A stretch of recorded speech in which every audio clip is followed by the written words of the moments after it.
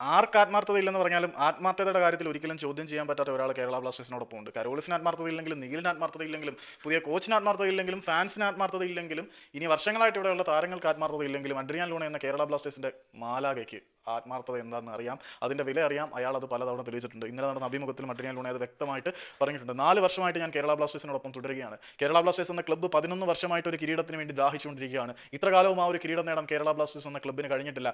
നിലവിൽ ഇപ്പോൾ എന്നെ സംബന്ധിച്ചിടത്തോളം എൻ്റെ വ്യക്തിപരമായിട്ടുള്ള ആവശ്യങ്ങളിലും ആഗ്രഹങ്ങളിലും ഒന്നാണ് കേരള ബ്ലാസ്റ്റേഴ്സിന് വേണ്ടി കപ്പ് ഉയർത്തുന്ന ആദ്യ ക്യാപ്റ്റൻ ആവുക എന്നത്. കേരള ബ്ലാസ്റ്റേഴ്സിലെ അഡ്രിയാൻ ലൂണ എന്ന ഇതിഹാസ പുരുഷൻ നായകനായപ്പോൾ തന്നെ നമ്മൾ ഒരുപാട് പ്രതീക്ഷകൾ സ്വപ്നം കണ്ടു തുടങ്ങി. അഡ്രിയാൻ ലൂണയുടെ വാക്കുകളിലെ ദൃഢനിശ്ചയം നമുക്ക് അനുഭവിക്കാൻ കഴിയുന്നുണ്ട്. കേരള ബ്ലാസ്റ്റേഴ്സിന് വേണ്ടി കഴിഞ്ഞ 4 വർഷമായി ഇവിടെ ഞാൻ തുടരുന്നുണ്ട്. ഈ ഒരു സീസൺ കൂടെ ആകുമ്പോൾ 4 വർഷം ആവുകയാണ്.